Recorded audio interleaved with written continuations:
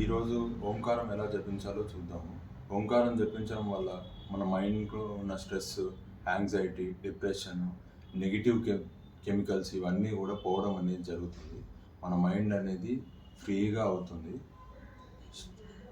చూద్దాం ఎలా చేయాలో. సరైన ఓంకారం జపించడం అనేది చాలా ముఖ్యం.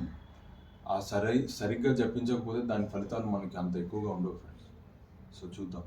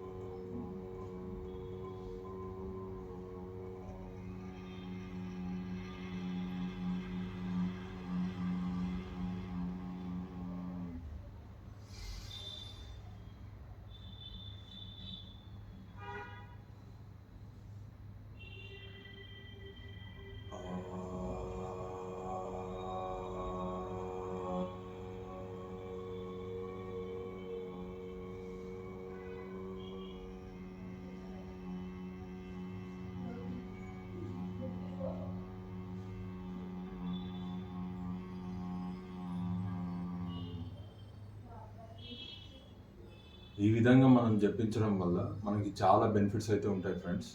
ఓంకారం జపించే సరైన పద్ధతి చాలామందికి తెలియదు. ఈ విధంగా జపించడం వల్ల మన మైండ్కి చాలా మంచిది. మన మైండ్లో ఆల్ఫా వేవ్స్ అనేది యాక్టివేషన్ అవ్వడం అనేది జరుగుతుంది.